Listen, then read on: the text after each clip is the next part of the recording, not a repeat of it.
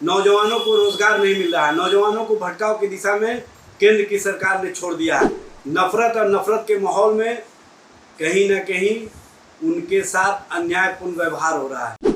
लोकसभा 2024 की चुनाव की तैयारियों में अब दोनों दल जो है वो लग चुके हैं, यानी इंडिया का घटक दल और एनडीए के घटक दल।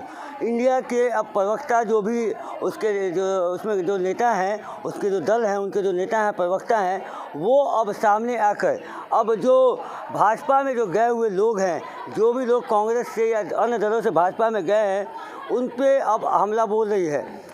राजद के प्रवक्ता हैं एजाज अहमद, उन्होंने हेमंत बिस्व शर्मा जो मुख्यमंत्री हैं अभी नौजवानों को रोजगार नहीं मिल रहा है, नौजवानों को भटकाव की दिशा में केंद्र की सरकार ने छोड़ दिया है। नफरत और नफरत के माहौल में कहीं ना कहीं उनके साथ अन्यायपूर्ण व्यवहार हो रहा है और हमारे दो की नीतियां चल रही हैं। हेमंत जी, आप बताइए कि आप कौन से वॉशिंग मशीन से धुल करके भ्रष्टाचारी से सदाचारी बन गए।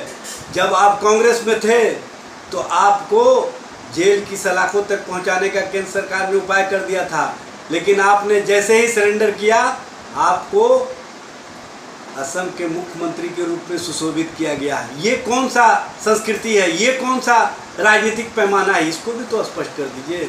और सबसे बड़ी बात यह है कि भारत की संस्कृति है मिली जुली संस्कृति, भारत की संस्कृति है गंगा जमुनी संस्कृति, भारत की संस्कृति है अनेकता में एकता।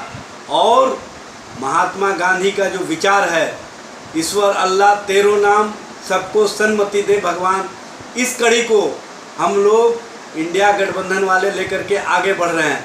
लेकिन आप किस तरह की राजनीति कर रहे हैं और किस तरह से धर्म और धर्म के आधार पर ध्रुवीकरण के माहौल को बना करके कहीं ना कहीं जनता और जनता के बीच में जो नफरत का माहौल खड़ा करके ज्वलंत मुद्दे से ध्यान भटकाना चाहते हैं, हम उसको होने नहीं देंगे।